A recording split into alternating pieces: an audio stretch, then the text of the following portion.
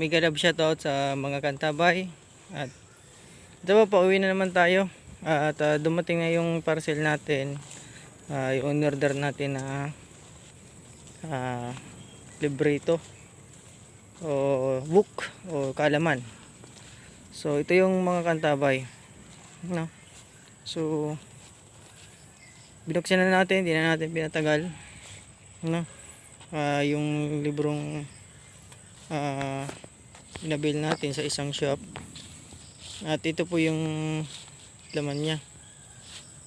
Ipakita ko lang. Alam ko yung iba ay alam ito at kilala kung saan ito ginakuha. So ayan,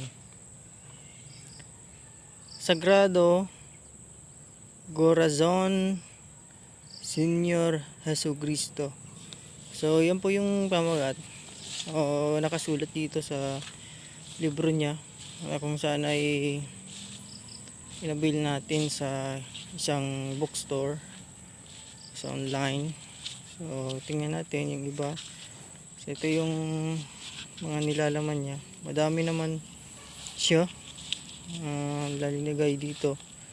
Siksik naman at sulit naman yung yung niya. Tinagay niyang mga suit. Ayan. So maganda rin po siya. So ayan. So yun na muna yung papakita natin. Ayan. Madami siya. Madami siyang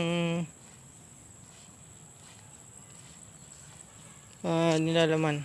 Madami to mga kantabay. Hanggang page 154 siya yung inabot ng kanyang mga dasal, no? So ibig sabihin napakadami, no? So titingnan natin at tingnan natin yung mga shortcut. May mga susi din kasi ito mga kantabay, para mas mapagana mo siya, mabilis mo siyang mapagana. Hindi lang po kasi ganito lang yung gagawin mo, nababasahin mo lang yung dasal at orasyon. May mga sekreto yan mga kantabay. At sabihin na natin, pagkita ko yung mga orasyon nito, ang tanong ba ay magpapagana nyo ba?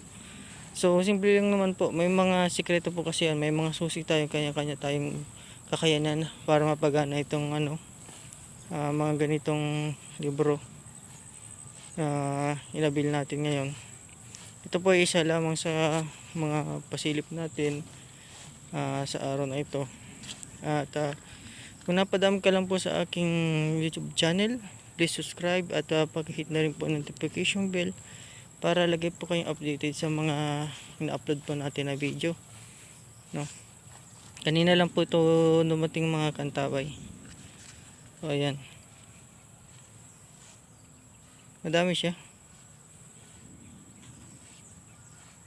May mga pa siya, orasyon round di kumbate. So yan, pasilip lang yan, no? So magdadagdag tayo ng kalaman at titingnan natin yung kung saan gagana at yung di gumagana pa, at kailangan pang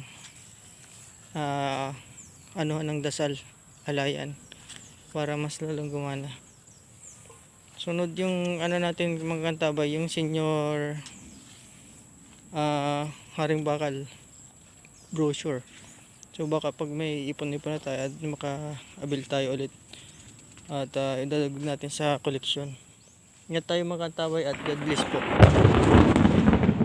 At ayan po, kumukulog, no? Ingat po tayo mga kantabay at maraming salamat at sa inyong antabay. God bless po.